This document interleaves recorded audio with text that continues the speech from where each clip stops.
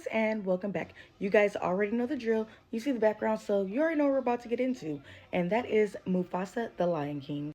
Okay, so I finally watched this. I just finished it tonight, and don't mind my voice because it's gone. I don't know why. Probably because I've been coughing all weekend, but nonetheless, we're here now. But as I said, I just finished watching this like literally less than 5 minutes ago. And I have to say, this movie was amazing. Like, I've seen like mixed reviews, and I honestly really loved it because this honestly gave more in depth to why Mufasa and Scar have that tension. Like, now everything in Lion King makes so much sense now. And at first, it was like, how do I want to say this? People were saying, including myself, like, dang, like, it's coming out that the villains are really villains. Like, the heroes make them the villain. But in this case, Scar became his own villain. He really did. And I felt for him the entire movie. Like, the entire movie, I just felt so bad for Scar. But then, like, when it came to him betraying Mufasa, it kind of went away. But then it was just, it was a lot of just pity towards Scar because he just pretty much had it tough, like, from childhood. Like, no matter what he did, it was always wrong.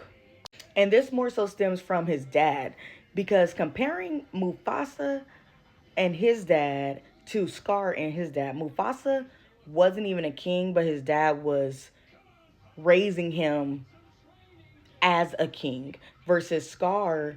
His father was a king and was raising Scar to be a king. Like, trying to think of a way to say it. Like, he was raising Scar more so ignorant. He was like, a king just lays and protects the land.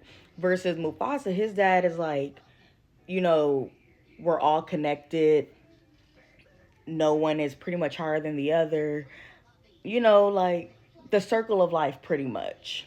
And then, not to even mention, Scar's mom played a big role into who Mufasa was because she took notice just from the jump. She was rooting for him. Let's just get that out the way. And two, she took notice that he had a lot of gifts that she had never seen before amongst the other lions. And of course, this comes from where Mufasa originally is. And that's, I guess, the region he's from. That's probably a thing that they have, a trait that they have. Kind of like the enemies of this one of the tribes. They're white, and so they blend in with snow. So it's kind of like a snow tribe thing, I guess, if that makes sense to you. But nonetheless, Scar's dad was he was not raising Scar to be a king because one thing about Scar was he was very, I don't want to say cowardly, but he was just scared a lot. Like, he didn't have that bravery that Mufasa did, which I think Mufasa's bravery stems from the fact that he got separated from his parents. He lost his parents and he kind of, in a sense, had to grow up quicker. And he was just a cub. And then another thing I want to mention, a lot of things that happened to Mufasa is kind of what happened to Simba. So it was a lot of verbatim that was going on. Because I'm like, dang, like, that's the tree where Simba was caught on. And it was a lot of similarities from what Simba experienced compared to what Mufasa experienced. So I did take notice of that. And then also, the beef between Scar and Mufasa was, in my opinion, it was stupid because it pretty much just stems from Sarabi picking Mufasa over Scar. She thought Scar was the one that saved her. Really, it was Mufasa, and she caught on. And that's pretty much what made her fall for him. And of course, Mufasa had feelings for her, but he was willing to sacrifice his feelings for Scar. He was like, go talk to her. And he's the one who told her, like, Scar's the one who saved you because he wanted to see his brother when he knew his brother liked her. But, but, oh, but Scar, that jealousy was just kicking in. It was just gearing and it was just rearing. And ultimately, when Sarabi ended up picking Mufasa, he betrayed his brother. He was upset because he felt like his father pretty much took Mufasa under his wing after a while, when in reality it was like the tribe, I don't even know what the name of that tribe is, that tribe that came and attacked Mufasa, saved Scar's mother. And so Scar's father's like, I am in your debt because, you saved my wife. And Scar, he had the opportunity to save her, but he ran. He was scared. And I feel like his father, he did a bad job. He did a bad job teaching him. He didn't really teach him bravery, how to stick up for himself. He was just like, you just protect the place and you just lay around pretty much. He didn't instill survival skills into Scar. That's what it was. Because it is so sad to see that these two really just split apart, because they actually had a great brotherhood.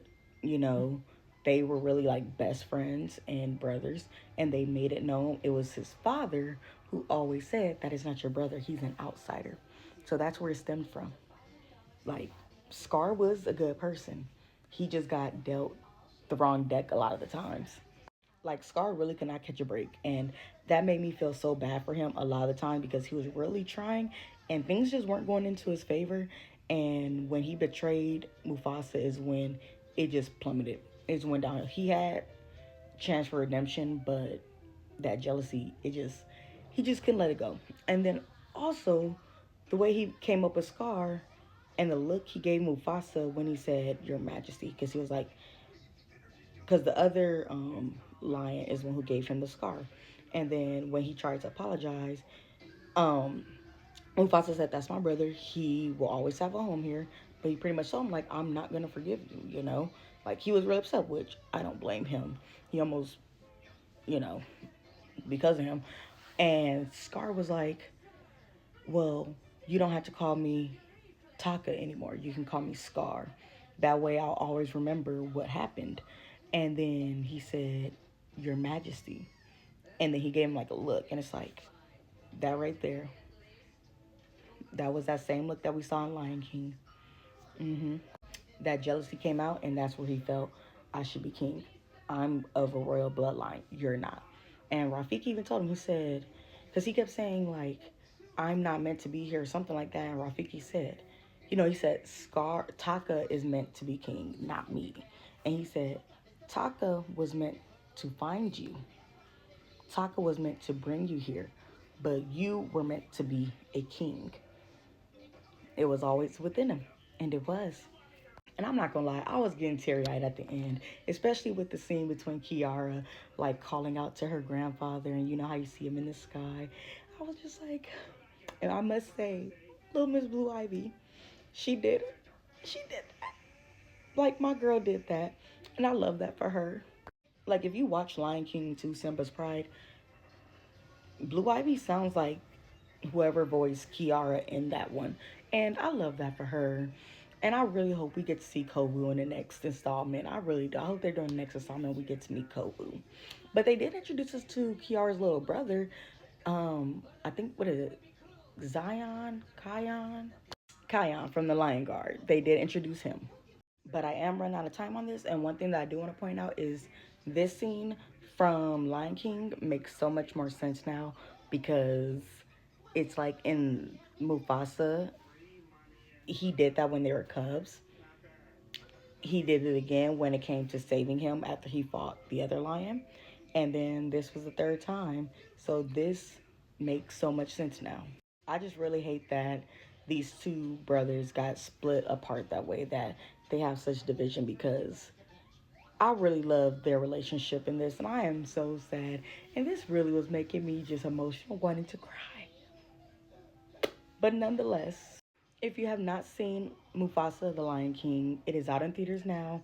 I highly recommend that you go watch it, because it is super good, and I really, really loved it, and I highly recommend it. It is a 10 out of 10 in my book. So that's all I have for you guys tonight. And as always, you can follow me on my socials. Link is in the bio, and I will see you guys in the next video. Okay, bye.